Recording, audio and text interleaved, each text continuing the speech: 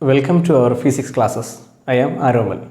ഇന്ന് നമ്മൾ ഡിസ്കസ് ചെയ്യാൻ പോകുന്നത് +1 ആദ്യ ചാപ്റ്ററായ യൂണിറ്റ്സ് ആൻഡ് മെഷർമെൻറ്റ്സ് ആണ്. അപ്പോൾ നമ്മുടെ ഫിസിക്സിൻ്റെ പഠനവുമായിട്ട് ബന്ധപ്പെട്ട ഏറ്റവും ആധികാരികമായ ബേസിക് ആയിട്ടുള്ള ഒരു ചാപ്റ്റർ കൂടിയാണിത്. എങ്ങനെയാണ് നമ്മളൊരു ക്വാണ്ടിറ്റിയെ മെഷർ ചെയ്യുമ്പോൾ അതിനെ നമ്മൾ റെപ്രസെൻറ്റ് ചെയ്യാൻ ഉപയോഗിക്കുന്ന യൂണിറ്റുകൾ ഏതൊക്കെയാണ്, എങ്ങനെയാണ് നമുക്ക് വളരെയധികം ലാർജ് ഡിസ്റ്റൻസ് മെഷർ ചെയ്യാൻ കഴിയുക, ലാർജ് മാസ് നമുക്ക് എങ്ങനെ മെഷർ ചെയ്യാം, ഇങ്ങനെയൊക്കെയുള്ള ചില ബേസിക് ആയിട്ടുള്ള കാര്യങ്ങളെക്കുറിച്ചാണ് നമ്മൾ പറയാൻ പോകുന്നത്.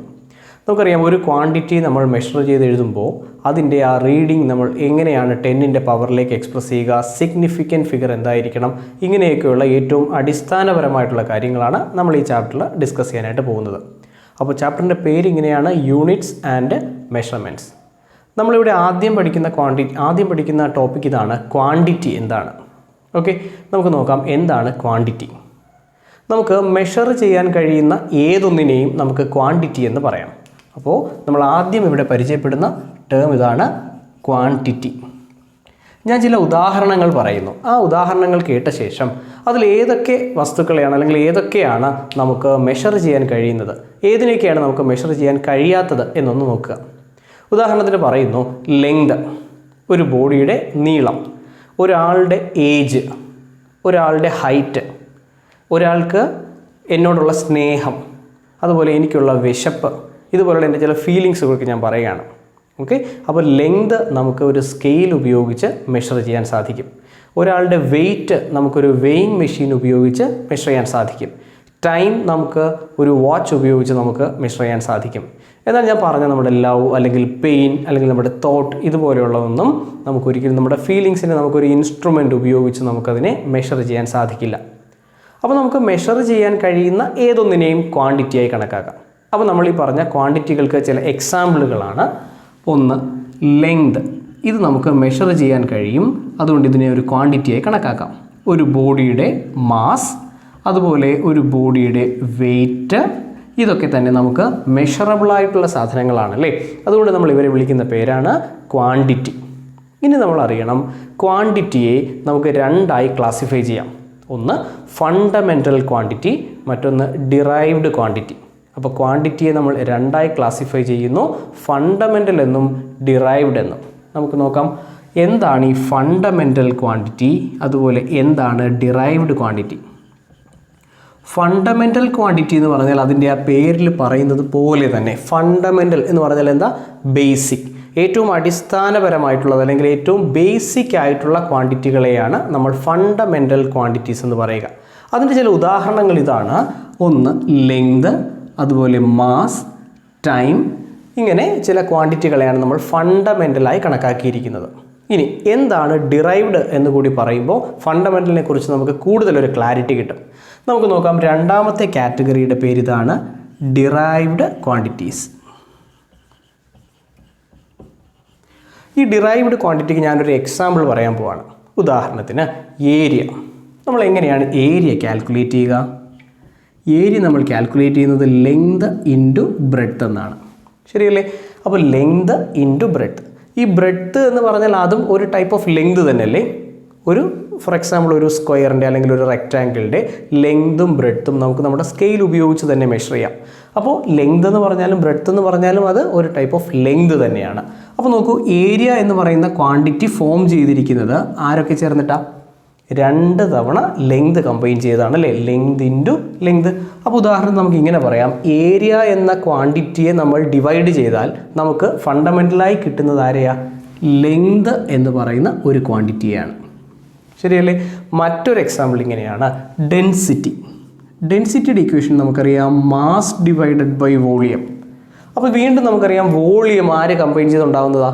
Length into breadth into height. അപ്പോൾ ഇതിനെ നമ്മൾ വീണ്ടും ഒന്നുകൂടി ഡിവൈഡ് ചെയ്താൽ mass divided by length into breadth into height. നമുക്കറിയാം ബ്രെഡ്ത്ത്, ഹൈറ്റ് ഇവരെല്ലാം എന്താണ്? ഒരു ടൈപ്പ് ഓഫ് ലെങ്ത് തന്നെ. അപ്പോൾ നോക്കൂ, ഇത് നമ്മൾ വീണ്ടും സിംപ്ലിഫൈ ചെയ്താൽ മാസ് ഡിവൈഡഡ് ബൈ ലെങ്ത് എത്ര times? Length into breadth into height. അപ്പോൾ L into L into L, L cube, ശരിയല്ലേ? അപ്പോൾ നോക്കൂ, ഡെൻസിറ്റി എന്ന ക്വാണ്ടിറ്റി ഉണ്ടായിരിക്കുന്നത് ആരൊക്കെ ചേർന്നിട്ടാ? മാസും ലെങ്തും കൂടി കമ്പൈൻ ചെയ്യുമ്പോഴാണ് ഡെൻസിറ്റി ഉണ്ടാവുക. അപ്പോൾ ഈ മാസ്, ലെങ്ത്, ടൈം ഇവരെ നമ്മൾ ഫണ്ടമെൻ്റൽ ക്വാണ്ടിറ്റി എന്നല്ലേ വിളിച്ചത്. ഇനി നമുക്ക് ഈ ക്വാണ്ടിറ്റിയെ ഫർദർ സ്പ്ലിറ്റ് ചെയ്യാൻ സാധ്യമല്ല. അപ്പോൾ നോക്കൂ, ഈ ഫണ്ടമെൻ്റൽ ക്വാണ്ടിറ്റികൾ കൂടിച്ചേർന്ന് കമ്പൈൻ ചെയ്തിട്ടാണ് ആരുണ്ടായത്? Derived quantity. അപ്പോൾ ഫണ്ടമെൻ്റൽ ക്വാണ്ടിറ്റി എന്ന് പറഞ്ഞാൽ ഏറ്റവും ബേസിക് ആയിട്ടുള്ള ക്വാണ്ടിറ്റി. ഡിറൈവ്ഡ് ക്വാണ്ടിറ്റികളാണെങ്കിലോ അത് ആരിൽ നിന്ന് ഡിറൈവ് ചെയ്ത് വരണം? ഫണ്ടമെൻ്റൽ ക്വാണ്ടിറ്റികൾ കമ്പൈൻ ചെയ്ത ശേഷം അതിൽ നിന്ന് ഡിറൈവ് ചെയ്ത് വരുന്ന ക്വാണ്ടിറ്റികളാണ്.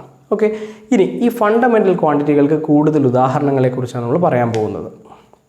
ഓക്കെ, അപ്പോൾ ആദ്യം നമ്മൾ അറിയണം, നമ്മളൊരു ക്വാണ്ടിറ്റി മെഷർ ചെയ്യുമ്പോൾ അതിൻ്റെ യൂണിറ്റും ഉണ്ടാകും, ഒരു ന്യൂമറിക്കൽ പാർട്ടും ഉണ്ടാകും. ഉദാഹരണത്തിന് നമ്മൾ ഈ പെന്നിൻ്റെ ലെങ്ത് പറയുകയാണ്. പെന്നിൻ്റെ ലെങ്ത് പറയുമ്പോൾ ഞാൻ പറയും 10 സെൻറ്റിമീറ്റർ, അല്ലെങ്കിൽ വേറൊരു എക്സാമ്പിൾ പറയുന്നു 1 മീറ്റർ. അപ്പോൾ എപ്പോഴും നമ്മളൊരു ക്വാണ്ടിറ്റിയെ മെഷർ ചെയ്ത് പറയുമ്പോൾ ആ ക്വാണ്ടിറ്റിക്ക് ഒരു ന്യൂമറിക്കൽ പാർട്ട് ഉണ്ടാകും, അതോടൊപ്പം അതിൻ്റെ ആ വലിപ്പം കാണിക്കുന്ന ഒരു യൂണിറ്റ് പാർട്ട് കൂടി ഉണ്ടാവും. ഉദാഹരണത്തിന് length L is equal to 100 metre. Length L is equal to 100 metre നമ്മൾ പറയുകയാണ്. അപ്പോൾ 100 എന്ന് പറയുന്നത് അവിടുത്തെ ന്യൂമറിക്കൽ പാർട്ടും മീറ്റർ എന്ന് പറയുന്നത് യൂണിറ്റിനെയും സൂചിപ്പിക്കുന്നു. അപ്പോൾ ഒരു ക്വാണ്ടിറ്റിയെ നമ്മൾ റെപ്രസെൻ്റ് ചെയ്താൽ അതിന് 2 പാർട്ടുകൾ ഉണ്ടാകണം, ഒരു ന്യൂമറിക്കൽ പാർട്ടും അതോടൊപ്പം തന്നെ ഒരു യൂണിറ്റ് പാർട്ടും ഉണ്ടാവും. അപ്പോൾ നമുക്ക് ജനറലൈസ് ചെയ്തിങ്ങനെ പറയാം, A quantity Q can be written as NU, where N is the numerical part and U is the unit part. ഒരാളുടെ വെയിറ്റ് നമ്മൾ പറയുകയാണ്, weight is equal to 100 newton. അപ്പോൾ 100 എന്ന് പറയുന്നത് അവിടുത്തെ ന്യൂമറിക്കൽ പാർട്ടാണ്, ന്യൂട്ടൺ എന്ന് പറയുന്നത് അവിടുത്തെ യൂണിറ്റ് പാർട്ടുമാണ്. അപ്പോൾ ഓർക്കേണ്ട സംഗതി ഇതാണ്, ഒരു ക്വാണ്ടിറ്റിയെ നമ്മൾ മെഷർ ചെയ്ത് എഴുതുമ്പോൾ അതിന് 2 പാർട്ടുകൾ ഉണ്ടാവണം. ഒന്ന് അതിൻ്റെ ന്യൂമറിക്കൽ പാർട്ടും മറ്റൊന്ന് അതിൻ്റെ യൂണിറ്റ് പാർട്ടും. അപ്പോൾ നമ്മൾ പറഞ്ഞ കാര്യങ്ങൾ ഇത്രയും. നമുക്ക് മെഷർ ചെയ്യാൻ കഴിയുന്ന ഏതൊന്നിനെയും നമുക്ക് ക്വാണ്ടിറ്റി എന്ന് പറയാം. ഇനി ആ ക്വാണ്ടിറ്റിയെ നമുക്ക് 2ആയി ക്ലാസിഫൈ ചെയ്യാം, ഫണ്ടമെൻ്റൽ ക്വാണ്ടിറ്റി എന്നും ഡിറൈവ്ഡ് ക്വാണ്ടിറ്റി എന്നും. ഫണ്ടമെൻ്റൽ ക്വാണ്ടിറ്റികൾ എന്ന് പറഞ്ഞാൽ ഏറ്റവും ബേസിക് ആയിട്ടുള്ള ക്വാണ്ടിറ്റികൾ. ഇനി ആ ബേസിക് ആയിട്ടുള്ള ഫണ്ടമെൻ്റൽ ക്വാണ്ടിറ്റികൾ കൂടിച്ചേർന്നുണ്ടാകുന്ന ക്വാണ്ടിറ്റികളെ വിളിക്കുന്ന പേരാണ് ഡിറൈവ്ഡ് ക്വാണ്ടിറ്റി. അപ്പോൾ ഏരിയ ഒരു ഡിറൈവ്ഡ് ക്വാണ്ടിറ്റിയാണ്, അതുപോലെ തന്നെ ഡെൻസിറ്റി ഡിറൈവ്ഡ് ക്വാണ്ടിറ്റിയാണ്, വോളിയം ഇവരെല്ലാം തന്നെ ഡിറൈവ്ഡ് ക്വാണ്ടിറ്റികൾക്ക് ഉദാഹരണങ്ങളാണ്. ഓക്കെ, അപ്പോൾ ഇനി നമുക്ക് നോക്കേണ്ടത് പണ്ട് കാലത്ത് മുതൽ നമ്മൾ ഉപയോഗിച്ചിരുന്ന ചില യൂണിറ്റ് സിസ്റ്റങ്ങളെക്കുറിച്ചാണ് പറയാൻ പോകുന്നത്. ഇന്ന് നമുക്കറിയാം, നമ്മൾ ലെങ്ത് അളക്കുന്ന യൂണിറ്റ് സെൻറ്റിമീറ്ററിൽ പറയാറുണ്ട്, മില്ലിമീറ്ററിൽ പറയാറുണ്ട്, മീറ്ററിലൊക്കെ നമ്മൾ പറയാറുണ്ട്. ഓക്കെ, അപ്പോൾ പണ്ട് കാലത്ത് ഉപയോഗിച്ചിരുന്ന ചില യൂണിറ്റ് സിസ്റ്റങ്ങൾ, ലോകത്തിൻ്റെ വിവിധ ഭാഗങ്ങളിൽ ഉപയോഗിച്ചിരുന്ന യൂണിറ്റ് സിസ്റ്റങ്ങളെക്കുറിച്ചാണ് നോക്കാൻ പോകുന്നത്. ആ യൂണിറ്റ് സിസ്റ്റങ്ങളുടെ പേരിങ്ങനെയാണ്. ഒന്നാമത്തെ സിസ്റ്റത്തിൻ്റെ പേര് CGS സിസ്റ്റം. അപ്പോൾ പണ്ട് ലോകത്തിൻ്റെ പല ഭാഗങ്ങളിൽ ഉപയോഗിച്ചിരുന്ന ചില യൂണിറ്റ് സിസ്റ്റങ്ങളെക്കുറിച്ച് നമ്മൾ പരിചയപ്പെടാൻ പോകുന്നു. ആദ്യത്തേത് CGS സിസ്റ്റം. ഈ CGS സിസ്റ്റം എന്താണ് ഈ ലെറ്റേഴ്സ് റെപ്രസെൻറ്റ് ചെയ്യുന്നതെന്ന് ചോദിച്ചാൽ, C stands for centimetre, G for gram and S for second. അപ്പോൾ CGS സിസ്റ്റം ഇങ്ങനെയാണ്, സെൻറ്റിമീറ്റർ, ഗ്രാം, സെക്കൻഡ്. നമുക്കറിയാം സെൻറ്റിമീറ്റർ ആരുടെ യൂണിറ്റാണ്? Centimetre is the unit of length and gram is the unit of mass and second is the unit of time. അപ്പോൾ പണ്ട് കാലത്ത് fundamental ക്വാണ്ടിറ്റികളായി 3 ക്വാണ്ടിറ്റികളെയാണ് നമ്മൾ fix ചെയ്തിരുന്നത്. ആ ക്വാണ്ടിറ്റികൾ ഇതാണ്: ലെങ്ത്, മാസ്, അതുപോലെ തന്നെ ടൈം. ഓക്കെ, അപ്പോൾ ഈ ലെങ്ത്, മാസ്, ടൈം എന്നീ ഫണ്ടമെൻ്റൽ ക്വാണ്ടിറ്റികൾക്ക് CGS സിസ്റ്റത്തിൽ അനുവദിച്ചിരുന്ന യൂണിറ്റുകൾ ഇതാണ്: സെൻറ്റിമീറ്റർ, ഗ്രാം ആൻഡ് സെക്കൻഡ്. ഇനി ലോകത്തിൻ്റെ മറ്റ് ചില ഭാഗങ്ങളിൽ ഉപയോഗിച്ചിരുന്ന മറ്റൊരു യൂണിറ്റ് സിസ്റ്റം, ആ സിസ്റ്റത്തിൻ്റെ പേര് ഇങ്ങനെയാണ്: MKS സിസ്റ്റം. MKS system. അപ്പോൾ ഇവിടുത്തെ MKS എന്നീ ലെറ്റേഴ്സ് എന്തിനെ റെപ്രസെൻ്റ് ചെയ്തു നോക്കാം. Metre, kilogram, second. അപ്പോൾ ലെങ്ത്, മാസ്, ടൈം എന്നീ ക്വാണ്ടിറ്റികൾക്ക് നമ്മൾ അസൈൻ ചെയ്തിരുന്ന യൂണിറ്റുകൾ ഇതാണ്: മീറ്റർ, കിലോഗ്രാം ആൻഡ് സെക്കൻഡ്. ഇനി ഇതുപോലെ തന്നെ ഉപയോഗിച്ചിരുന്ന മറ്റൊരു യൂണിറ്റ് സിസ്റ്റത്തിൻ്റെ പേരാണ് FPS സിസ്റ്റം. അപ്പോൾ FPS സിസ്റ്റത്തിൽ ലെങ്തിനായി അസൈൻ ചെയ്തിരുന്ന യൂണിറ്റ് ഇതാണ്: ഫീറ്റ് അഥവാ ഫൂട്ട്. ഇനി മാസിൻ്റെ യൂണിറ്റ് ആണെങ്കിലോ അത് പൗണ്ടിലാണ് പറഞ്ഞിരുന്നത്. പക്ഷെ അവിടെയും ടൈമിൻ്റെ യൂണിറ്റ് സെക്കൻഡ് തന്നെ. അപ്പോൾ ലോകത്തിൻ്റെ വിവിധ ഭാഗങ്ങളിൽ നിലവിലുണ്ടായിരുന്ന യൂണിറ്റ് സിസ്റ്റങ്ങളാണിത്. CGS സിസ്റ്റം, അതുപോലെ MKS സിസ്റ്റം, FPS സിസ്റ്റം. ആ സിസ്റ്റത്തെ റെപ്രസെൻ്റ് ചെയ്യുന്ന ഓരോ ലെറ്ററുകളും ഫണ്ടമെൻ്റൽ ക്വാണ്ടിറ്റികൾക്ക് അസൈൻ ചെയ്ത് കൊടുത്തിരുന്ന യൂണിറ്റുകളെയാണ് റെപ്രസെൻ്റ് ചെയ്യുക. അപ്പോൾ centimetre gram second, metre kilogram second, അതുപോലെ ഫൂട്ട് പൗണ്ട് സെക്കൻഡ്. അപ്പോൾ പണ്ട് നമുക്കറിയാമായിരുന്നു നമ്മുടെ ലോകത്തിൻ്റെ പല ഭാഗങ്ങളും ബ്രിട്ടൻ്റെ കോളനികളാണ്. അപ്പോൾ ബ്രിട്ടനിൽ ഉപയോഗിച്ചിരുന്ന യൂണിറ്റ് സിസ്റ്റമാണ് മിക്കവാറും ലോകത്തിൻ്റെ എല്ലാ ഭാഗത്തും ഉപയോഗിച്ചിരുന്നത്. അവരാണ് സാധാരണ ഈ ഫൂട്ട് പൗണ്ട് സെക്കൻഡ് എന്നുള്ള യൂണിറ്റ് സിസ്റ്റം സാധാരണയായിട്ട് ഉപയോഗിക്കുക. അപ്പോൾ ബ്രിട്ടൻ്റെ കോളനികളിലെല്ലാം ഈ പറഞ്ഞ യൂണിറ്റ് സിസ്റ്റം ഉപയോഗിക്കാൻ തുടങ്ങി. പക്ഷേ അതല്ലാത്ത ഭാഗങ്ങളിൽ മറ്റ് സിസ്റ്റങ്ങളും ഉപയോഗിച്ചിരുന്നു. പക്ഷേ അങ്ങനെ വന്നപ്പോഴുള്ളൊരു പ്രശ്നം, ഈ ഒരു രാജ്യത്ത് പറയുന്ന യൂണിറ്റ് മറ്റൊരു രാജ്യത്തുള്ള ആളുകൾക്ക് മനസ്സിലാവില്ല. കാരണം അവരുടെ രാജ്യത്ത് അങ്ങനെ ഒരു യൂണിറ്റ് സിസ്റ്റം നിലവിലില്ല. അങ്ങനെ വരുമ്പോൾ രാജ്യങ്ങൾ പരസ്പരം ട്രേഡിങ്ങിന് ബുദ്ധിമുട്ടുണ്ടാവും. ട്രേഡിംഗ് എന്ന് പറഞ്ഞാൽ കച്ചവടം, വ്യാപാരം നടത്തുന്നതിന് ബുദ്ധിമുട്ടുണ്ടാവും. കാരണം ഒരു രാജ്യത്ത് പറയുന്ന യൂണിറ്റുകളൊന്നും മറ്റൊരു രാജ്യത്ത് ചെല്ലുമ്പോൾ അവർക്കത് മനസ്സിലാവില്ല. അപ്പോൾ അങ്ങനെ ഒരു പ്രാക്ടിക്കൽ ബുദ്ധിമുട്ടുണ്ടായതുകൊണ്ട് 1960 പാരീസിൽ വെച്ചിട്ട് ലോകത്തിലെ എല്ലാ സയൻറ്റിസ്റ്റുകളും കൂടി ചേർന്ന് ഒരു പുതിയ യൂണിറ്റ് സിസ്റ്റം ഉണ്ടാക്കിയെടുത്തു. അങ്ങനെ ഉണ്ടാക്കിയെടുത്ത യൂണിറ്റ് സിസ്റ്റത്തിൻ്റെ പേരാണ് സിസ്റ്റം ഇൻ്റർനാഷണൽ, അല്ലെങ്കിൽ SI സിസ്റ്റം ഓഫ് യൂണിറ്റ്സ്. അപ്പോൾ നമ്മൾ ഇന്ന് ഉപയോഗിക്കുന്ന ഏറ്റവും പുതിയ സിസ്റ്റം ഇതാണ്, SI സിസ്റ്റം അഥവാ സിസ്റ്റം ഇൻ്റർനാഷണൽ. 1960 പാരീസിൽ വെച്ചിട്ടാണ് ലോകത്തുള്ള സയൻറ്റിസ്റ്റുകളൊക്കെ കൂടി ചേർന്നിട്ട് ഇങ്ങനെ ഒരു സിസ്റ്റം ഉണ്ടാക്കാനായിട്ട് തീരുമാനിച്ചത്. ഓക്കെ, അപ്പോൾ നമ്മുടെ CGS, MKS, FPS മുതലായ സിസ്റ്റങ്ങൾ ലോകത്ത് ഉപയോഗിച്ചിരുന്നു. ആ സിസ്റ്റങ്ങൾ പല രാജ്യക്കാരും ഉപയോഗിച്ചിരുന്നതുകൊണ്ട് തന്നെ മറ്റു പലർക്കും ഇത് അറിയാൻ പറ്റാതെയായി. ശരിയല്ലേ? അപ്പോൾ അങ്ങനെ വന്നപ്പോൾ എല്ലാവർക്കും യുണീക്കായിട്ടൊരു സിസ്റ്റം വേണം എന്നൊരു ആവശ്യം വരികയും 1960 അവരെല്ലാം കൂടി ചേർന്ന് പുതിയൊരു സിസ്റ്റത്തിന് അവർ എന്ത് കൊടുത്തു? പുതിയൊരു സിസ്റ്റം അവർ ഉണ്ടാക്കിയെടുത്തു. ആ സിസ്റ്റത്തെ വിളിക്കുന്ന പേരാണ് സിസ്റ്റം ഇൻ്റർനാഷണൽ അഥവാ ഇൻ്റർനാഷണൽ സിസ്റ്റം ഓഫ് യൂണിറ്റ്സ്. നമ്മളതിനെ ചുരുക്കി SI സിസ്റ്റം എന്ന് പറയും. നമ്മൾ സാധാരണ അറിയാം, നമ്മൾ പ്രോബ്ലം ചെയ്യുമ്പോഴൊക്കെ സെൻറ്റിമീറ്ററിൽ തന്നിരുന്നാൽ നമ്മൾ അതിനെ നേരെ മീറ്ററിലേക്ക് മാറ്റും, ഗ്രാമിൽ തന്നിരുന്നാൽ കിലോഗ്രാമിലേക്ക് മാറ്റും. അപ്പോൾ നമ്മൾ ഈ സ്റ്റാൻഡേർഡ് യൂണിറ്റിലാക്കിയിട്ടാണ് സാധാരണ ഈ ക്വസ്റ്റ്യൻസ് ഒക്കെ സോൾവ് ചെയ്യാറ്. അപ്പോൾ ഈ SI സിസ്റ്റം അനുസരിച്ച് 7 ഫണ്ടമെൻ്റൽ ക്വാണ്ടിറ്റികളുണ്ട് എന്നാണ് പറയുക. അപ്പോൾ 7 ക്വാണ്ടിറ്റികളെ സയൻറ്റിസ്റ്റുകളെല്ലാം കൂടി ചേർന്ന് ഫണ്ടമെൻ്റൽ ക്വാണ്ടിറ്റികളായി അസൈൻ ചെയ്തു. ഈ സിസ്റ്റം അനുസരിച്ച് 3 ക്വാണ്ടിറ്റികൾ ലെങ്ത്, മാസ്, ടൈം ഇവരെ മാത്രമാണ് ഫണ്ടമെൻ്റലായി കണക്കാക്കിയിരുന്നത്. എന്നാൽ SI സിസ്റ്റം പ്രകാരം 7 ക്വാണ്ടിറ്റികളെയാണ് ഫണ്ടമെൻ്റലായി തിരഞ്ഞെടുത്തത്. ആ ക്വാണ്ടിറ്റികൾ ഏതൊക്കെയെന്ന് നോക്കാം. അവിടെയും ഒന്നാമത്തെ ക്വാണ്ടിറ്റി ലെങ്ത് തന്നെയാണ്. രണ്ടാമത്തെ quantity mass, 3 time, 4 intensity of electric current, 5 luminous intensity. Luminous intensity അഥവാ പ്രകാശ തീവ്രത, ലൂമിനസ് ഇൻറ്റൻസിറ്റി. 6 ടെമ്പറേച്ചർ.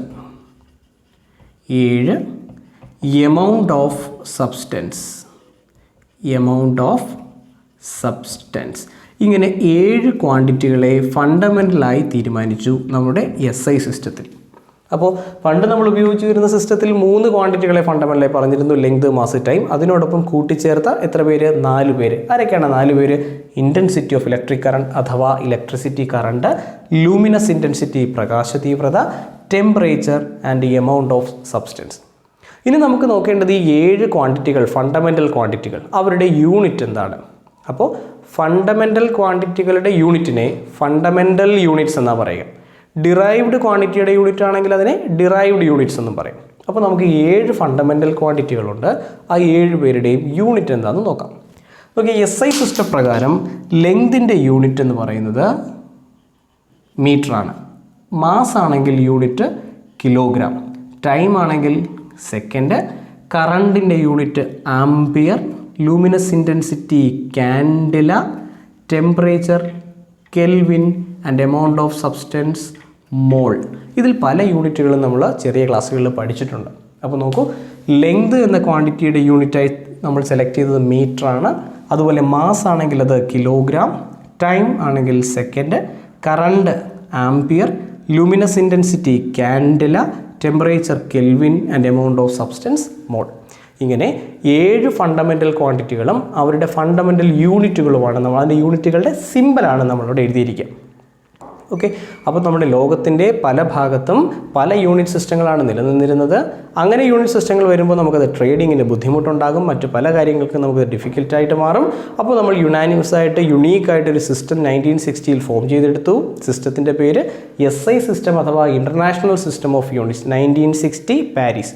അവർ പറയുന്നു 7 ക്വാണ്ടിറ്റികളാണ് ഫണ്ടമെൻ്റൽ ആയിട്ടുള്ളത്. അങ്ങനെ അവർ സെലക്ട് ചെയ്ത 7 ക്വാണ്ടിറ്റികൾ നമുക്കിവിടെ കാണാം. അവർക്ക് അസൈൻ ചെയ്ത് കൊടുത്ത യൂണിറ്റുകളും നമുക്കിവിടെ കാണാം.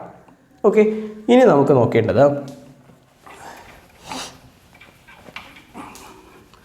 ഒരു ക്വാണ്ടിറ്റിയെ ഒരു യൂണിറ്റിൽ നിന്ന് നമ്മൾ മറ്റൊരു യൂണിറ്റിലേക്ക് കൺവേർട്ട് ചെയ്യുകയാണെന്ന് കരുതുക. അപ്പോൾ നമ്മൾ അറിഞ്ഞിരിക്കേണ്ട ഒരു ഇമ്പോർട്ടൻറ്റ് ഫോർമുലയെക്കുറിച്ചാണ് ഇനി പറയാൻ പോകുന്നത്. ഇതുമായി ബന്ധപ്പെട്ട ക്വസ്റ്റ്യൻസ് ചിലപ്പോൾ ചോദിക്കാറുണ്ട്. കോമ്പറ്റേറ്റീവ് എക്സാമിനേഷനൊക്കെ ചോദിക്കുന്ന ഒരു ക്വസ്റ്റ്യനാണ് ഈ ഭാഗത്ത് നിന്ന്. അതെന്താണെന്നാണ് നമ്മൾ പറയാൻ പോകുന്നത്. നോക്കൂ, നമ്മുടെ കയ്യിലൊരു മെറ്റീരിയലുണ്ട്. ആ മെറ്റീരിയലിൻ്റെ ലെങ്ത് നമ്മൾ കാൽക്കുലേറ്റ് ചെയ്യണം. ഓക്കെ, ലെങ്ത് ഞാൻ കാൽക്കുലേറ്റ് ചെയ്തപ്പോൾ എനിക്ക് കിട്ടിയത് അത് 100 സെൻറ്റിമീറ്റർ എന്നാണ്.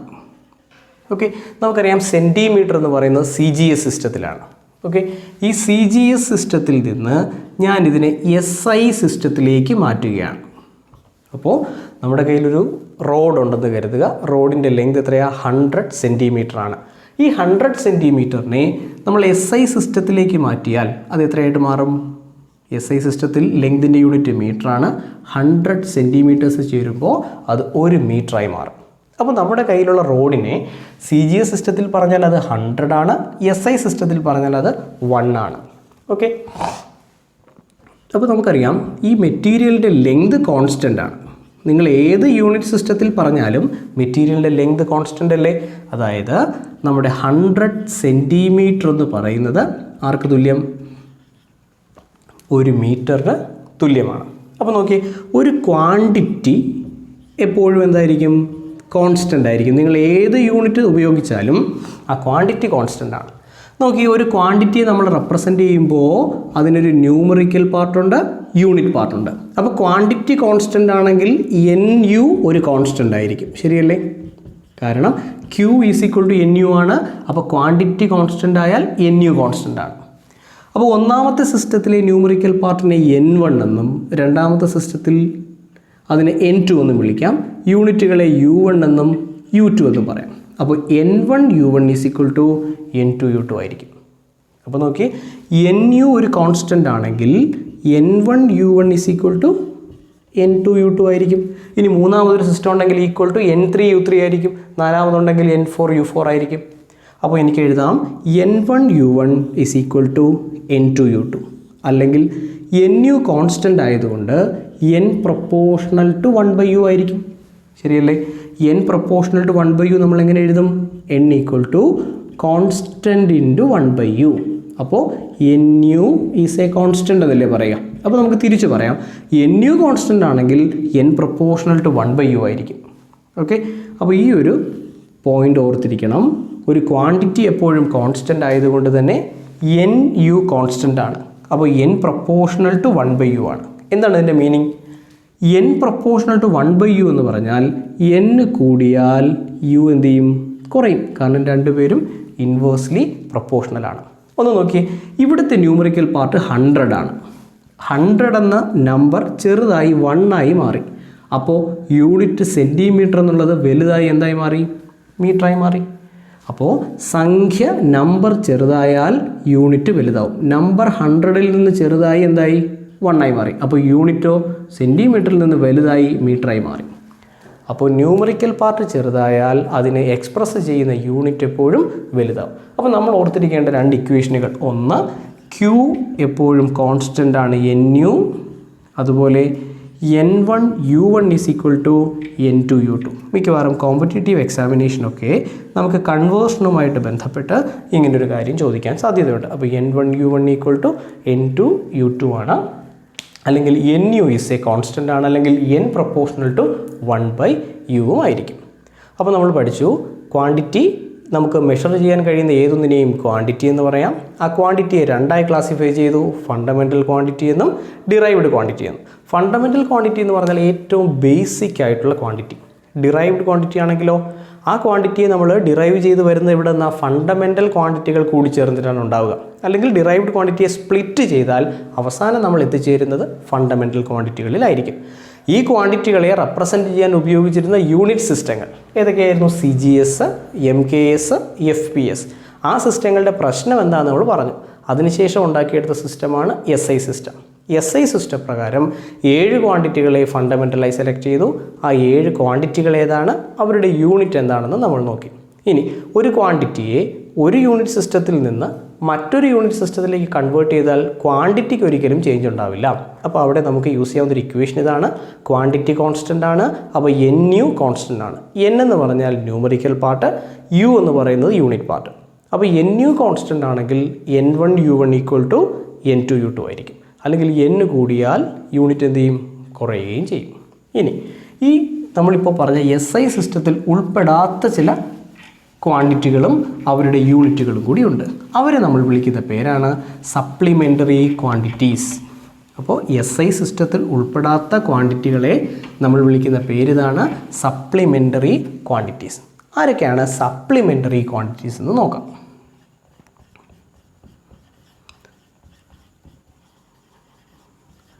അപ്പോൾ SI സിസ്റ്റത്തിൽ ഉൾപ്പെടാത്ത ക്വാണ്ടിറ്റികളെ വിളിക്കുന്ന പേര് സപ്ലിമെൻ്ററി ക്വാണ്ടിറ്റി. 2 ക്വാണ്ടിറ്റികളെയാണ് നമ്മൾ സപ്ലിമെൻ്ററി ക്വാണ്ടിറ്റിയായി സെലക്ട് ചെയ്തിരിക്കുന്നത്. ഒന്നാമത്തെ ആളുടെ പേര് പ്ലെയിൻ ആംഗിൾ. രണ്ടാമത്തെ ക്വാണ്ടിറ്റിയുടെ പേര് സോളിഡ് ആംഗിൾ. അപ്പോൾ SI സിസ്റ്റത്തിൽ ഉൾപ്പെടുത്താത്ത 2 ക്വാണ്ടിറ്റികൾ അവരെ വിളിക്കുന്ന പേര് സപ്ലിമെൻ്ററി ക്വാണ്ടിറ്റീസ്. ഒന്ന് പ്ലെയിൻ ആംഗിളും മറ്റൊന്ന് സോളിഡ് ആംഗിളും. ഓക്കെ, എന്താണ് പ്ലെയിൻ ആംഗിൾ എന്ന് പറഞ്ഞാൽ? നമ്മൾ സാധാരണ മാത്സിൽ ജോമെട്രിയിൽ പറയുന്ന ആംഗിൾ ഉണ്ടല്ലോ. നമ്മുടെ ഈ പ്ലെയിനിൽ, വൈറ്റ് ബോർഡ് ഒരു പ്ലെയിനാണ്. ഈ പ്ലെയിനിൽ ഫോം ചെയ്തിരിക്കുന്ന ഒരു ആംഗിൾ കണ്ടോ? നമുക്കറിയാം ആംഗിൾ ഈക്വൽ ടു ഇത് ആർക്കും ഇത് റേഡിയസുമാണെങ്കിൽ ആംഗിൾ ഈക്വൽ ടു ആരാണ്? Arc divided by radius. ശരിയല്ലേ? ഈ പ്ലെയിൻ ആംഗിളിൻ്റെ യൂണിറ്റ് എന്ന് പറയുന്നത് റേഡിയൻ ആണ്. പ്ലെയിൻ ആംഗിളിൻ്റെ യൂണിറ്റ് ആരാ? റേഡിയൻ. ആംഗിൾ കണ്ടുപിടിക്കുന്ന ഫോർമുല നമുക്കറിയാം. Angle equal to arc by radius ആണ്. അതിൻ്റെ യൂണിറ്റായി നമ്മൾ സെലക്ട് ചെയ്തിരിക്കുന്ന ആരെയാ? റേഡിയൻ. ഇനി മറ്റൊരു ക്വാണ്ടിറ്റി എന്ന് പറഞ്ഞാൽ സോളിഡ് ആംഗിൾ. എന്താ സോളിഡ് ആംഗിൾ എന്ന് പറഞ്ഞാൽ? നമുക്കറിയാം 3 ഡയമെൻഷനിൽ ഫോം ചെയ്യുന്ന ആംഗിൾ.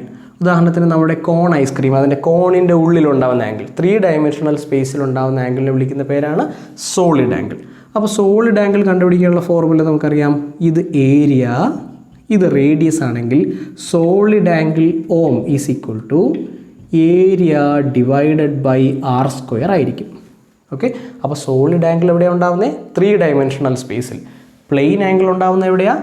2 ഡയമെൻഷണൽ സ്പേസ്, നമ്മുടെ പ്ലെയിനിൽ ബോർഡിലുണ്ടാവും. അപ്പോൾ ഇത് 3 ഡയമെൻഷണൽ സ്പേസിലുണ്ടാകുന്ന ആംഗിളാണ് ഇക്വേഷൻ ഏരിയ ബൈ r². ഇതിൻ്റെ യൂണിറ്റായി സെലക്ട് ചെയ്തിരിക്കുന്നത് സ്റ്റെറീഡിയൻ, SD എന്ന് പറയും, സ്റ്റെറീഡിയൻ. അപ്പോൾ ഈ 2 ക്വാണ്ടിറ്റികളെയാണ് നമ്മൾ സപ്ലിമെൻ്ററി ക്വാണ്ടിറ്റികളായി കണക്കാക്കുന്നത്. അപ്പോൾ 7 ക്വാണ്ടിറ്റികളെ ഫണ്ടമെൻ്റലായി നമ്മുടെ SI സിസ്റ്റം പറയുന്നുണ്ട്. അതിൽ ഉൾപ്പെടുത്താതിരിക്കുന്ന 2 ക്വാണ്ടിറ്റികൾ ഏതൊക്കെയാണ്? ഒന്ന് പ്ലെയിൻ ആംഗിളും മറ്റൊന്ന് സോളിഡ് ആംഗിളും. പ്ലെയിൻ ആംഗിൾ ഉണ്ടാകുന്നത് 2 ഡയമെൻഷണൽ പ്ലെയിനിലാണ്. സോളിഡ് ആംഗിൾ ക്രിയേറ്റ് ചെയ്യപ്പെടുന്നത് 3 ഡയമെൻഷണൽ സ്പേസിലാണ്. അപ്പോൾ അവരുടെ ഇക്വേഷൻ കൂടി നോക്കുക. പ്ലെയിൻ ആംഗിൾ ആണെങ്കിൽ arc by radius, solid angle ആണെങ്കിലോ ഏരിയ ബൈ r² ആണ്. യൂണിറ്റുകൾ ഇങ്ങനെ റേഡിയനും സ്റ്റെറിഡിയനുമാണ്. ഓക്കെ, അപ്പോൾ നമ്മൾ പറഞ്ഞ കാര്യങ്ങൾ ഇത്രയും. എന്താണ് ക്വാണ്ടിറ്റി? നമുക്ക് മെഷർ ചെയ്യാൻ കഴിയുന്ന ഏതൊന്നിനെയും നമുക്ക് ക്വാണ്ടിറ്റിയായി കണക്കാക്കാം. ആ ക്വാണ്ടിറ്റിയെ എത്രയായി ക്ലാസിഫൈ ചെയ്യുന്നു? എത്രയായിട്ടാണ് ക്ലാസിഫൈ ചെയ്തേ? ഓക്കെ, നമ്മൾ പറഞ്ഞു ക്വാണ്ടിറ്റി മെഷർ ചെയ്യാൻ കഴിയണം. ക്വാണ്ടിറ്റി എത്രയായിട്ടാണ് ക്ലാസിഫൈ ചെയ്തത്? ഒന്നാമത്തത് ഫണ്ടമെൻ്റൽ ക്വാണ്ടിറ്റി, രണ്ടാമത്തത് പറഞ്ഞത് ഡിറൈവ്ഡ് ക്വാണ്ടിറ്റി, മൂന്നാമത് നമ്മൾ പറഞ്ഞു supplementary quantity. Supplementary quantity. Fundamental ക്വാണ്ടിറ്റികൾ എത്ര എണ്ണം? ഫണ്ടമെൻ്റൽ ക്വാണ്ടിറ്റികൾ 7 എണ്ണം ഉണ്ട്. ഇത് ഏത് സിസ്റ്റപ്രകാരം? SI സിസ്റ്റപ്രകാരമാണ് നമ്മുടെ ഈ ഫണ്ടമെൻ്റൽ ക്വാണ്ടിറ്റികൾ 7 എണ്ണം നമ്മൾ പറഞ്ഞത്. അത് ഏത് വർഷം? 1960 പാരീസിൽ വെച്ച്. ആ 7 ക്വാണ്ടിറ്റികളും അവരുടെ യൂണിറ്റുകളും നമുക്കറിയാം. ഇനി ഡിറൈവ്ഡ് ക്വാണ്ടിറ്റികൾ ഒരുപാട് ക്വാണ്ടിറ്റികളുണ്ട്. ഉദാഹരണം നമ്മൾ പറഞ്ഞാൽ ഏരിയ, അതുപോലെ വോളിയം, അതുപോലെ ഡെൻസിറ്റി, വെയ്റ്റ്, ഫോഴ്സ്, ആക്സിലറേഷൻ, ഇതെല്ലാം എന്ത് ക്വാണ്ടിറ്റിയാണ്? ഡിറൈവ്ഡ് ക്വാണ്ടിറ്റിയാണ്. സപ്ലിമെൻ്ററി ക്വാണ്ടിറ്റികൾ രണ്ടെണ്ണം. ആംഗിളാണല്ലേ, ഒന്ന് പ്ലെയിൻ ആംഗിൾ, മറ്റൊന്ന് സോളിഡ് ആംഗിൾ. അതിനുശേഷം നമ്മൾ പഠിച്ച ഒരേ ഒരു ഇക്വേഷനാണ് നമ്മൾ ഇവിടുന്ന് പഠിച്ചത്. ഒരു ക്വാണ്ടിറ്റി എപ്പോഴും കോൺസ്റ്റൻ്റ് ആണ്. അപ്പോൾ എൻ യു കോൺസ്റ്റൻ്റ് ആണ്. എൻ ന്യൂമറിക്കൽ പാർട്ട്, യു എന്ന് പറയുന്നത് unit part. Quantity N U constant ആണെങ്കിൽ equation n1u1 is equal to n2u2. ഇത് നമുക്ക് പ്രോബ്ലം ചെയ്യാൻ വേണ്ടി വരും. അപ്പോൾ നമുക്ക് ഒരു സിസ്റ്റത്തിലെ ന്യൂമറിക്കൽ പാർട്ടും യൂണിറ്റും തന്നിട്ടുണ്ട്. രണ്ടാമത്തെ സിസ്റ്റത്തിലെ ന്യൂമറിക്കൽ പാർട്ട് n2 കണ്ടുപിടിക്കാൻ ചോദ്യം വന്നാൽ equation n1u1 divided by u2 ആയിരിക്കും. അപ്പോൾ ഇങ്ങനെ നമുക്ക് ഫോർമുല ഉപയോഗിക്കാൻ പറ്റും. ഇനി അതല്ലെങ്കിൽ n പ്രൊപ്പോർഷണൽ ടു 1/u എന്ന് വേണമെങ്കിലും പറയാം. അതായത് ന്യൂമറിക്കൽ പാർട്ട് കൂടിയാൽ യൂണിറ്റ് ചെറുതാവും. അപ്പോൾ ഇത്രയും കാര്യങ്ങളാണ് നമ്മൾ ഇന്ന് ഡിസ്കസ് ചെയ്യുന്നത്. അപ്പോൾ ഓർത്തിരിക്കേണ്ട കോൺസെപ്റ്റ് മാപ്പ് ഇതാണ്. എന്താണ് ക്വാണ്ടിറ്റി? മെഷർ ചെയ്യാൻ കഴിയുന്ന ഏതൊന്നും ക്വാണ്ടിറ്റിയാണ്. അതിനെ ഫണ്ടമെൻ്റൽ എന്നും ഡിറൈവ്ഡ് എന്നും നമ്മൾ ക്ലാസിഫൈ ചെയ്തു. ഫണ്ടമെൻ്റൽ ക്വാണ്ടിറ്റികൾ 7 എണ്ണമാണുള്ളത്. പണ്ട് ഉപയോഗിച്ചിരുന്ന unit system CGS, FPS, MKS. ഇന്ന് നമ്മൾ ഉപയോഗിക്കുന്ന system SI system. Derived quantity എന്ന് പറഞ്ഞാൽ ഇത് എവിടെ നിന്ന് ഡിറൈവ് ചെയ്ത് വരണം? ഫണ്ടമെൻ്റൽ ക്വാണ്ടിറ്റികളിൽ നിന്ന് ഡിറൈവ് ചെയ്ത് വരണം. ഇതിലൊന്നും പെടാത്ത 2 ക്വാണ്ടിറ്റികളാണ് സപ്ലിമെൻ്ററി ക്വാണ്ടിറ്റികൾ. അത് പ്ലെയിൻ ആംഗിളും സോളിഡ് ആംഗിളും. അവരുടെ യൂണിറ്റുകൾ അറിയാലോ, റേഡിയനും സ്റ്റെറിഡിയനുമാണ്. ഇനി ഒരു ക്വാണ്ടിറ്റിയെ ഒരു സിസ്റ്റത്തിൽ നിന്ന് മറ്റൊന്നിലേക്ക് മാറ്റിയാൽ ആ ക്വാണ്ടിറ്റിക്ക് ചേഞ്ച് ഉണ്ടാവില്ല. So Q is a constant, NU constant. So n1u1 should be equal to n2u2. അപ്പോൾ ഇത്രയും കാര്യങ്ങളാണ് നമ്മൾ ഇന്ന് ആദ്യ ഭാഗത്തിൽ ഡിസ്കസ് ചെയ്യുന്നത്.